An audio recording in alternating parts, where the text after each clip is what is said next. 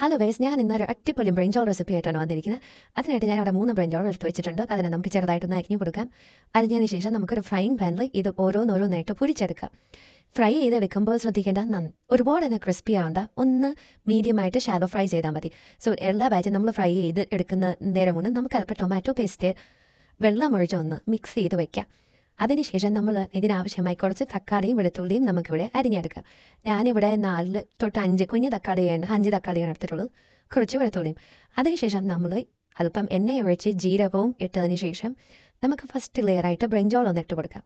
First layer brinjal ഇട്ടതിന് ശേഷം ആ ടൊമാറ്റോ പേസ്റ്റ് അതും ഒഴിച്ച് കൊടുത്തിട്ട് നമുക്ക് അല്പം തക്കാളി, ഞാനിവിടെ മുളക് എടുത്തിട്ടുണ്ട്, അത് ഓപ്ഷനിലാണ്, പിന്നെ വെളുത്തുള്ളി ഓരോന്നായിട്ട് ഇട്ട് ലെയർ ബൈ ലെയർ ആയിട്ട് സെറ്റ് ചെയ്ത് വയ്ക്കാം.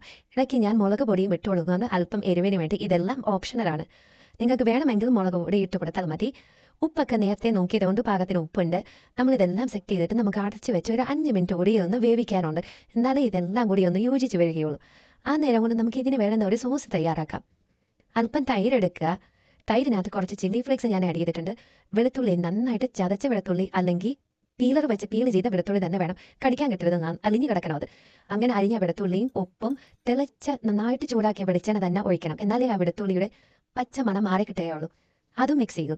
ഇതെല്ലാം മിക്സ് ചെയ്ത് മാറ്റി വെച്ചതിന് ശേഷം നമ്മൾ ഈ ഉണ്ടാക്കിയിരിക്കുന്ന ബ്രിഞ്ചോളിൻ്റെ കൂട്ട് ഒരു നല്ല സെർവിങ് ട്രേ എടുക്കുക. ഫസ്റ്റ് ലെയർ തൈര് ഇടുക. അതിനുശേഷം നമ്മൾ ഉണ്ടാക്കി ചെയ്യുന്ന കൂട്ട് ഇടുക. വീണ്ടും ലെയർ ബൈ ലെയർ ആയിട്ട് തൈരും ഇതെല്ലാം ഇട്ട് കൊടുക്കുക. നിങ്ങൾ ഒരിക്കലെങ്കിലും ട്രൈ ചെയ്ത് നോക്കേണ്ട റെസിപ്പി തന്നെയാണിത്.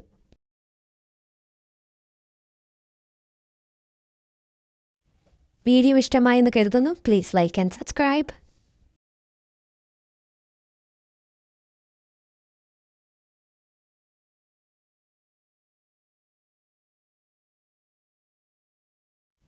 വീഡിയോ ഇഷ്ടമായെന്ന് കരുതുന്നു. Please like and subscribe.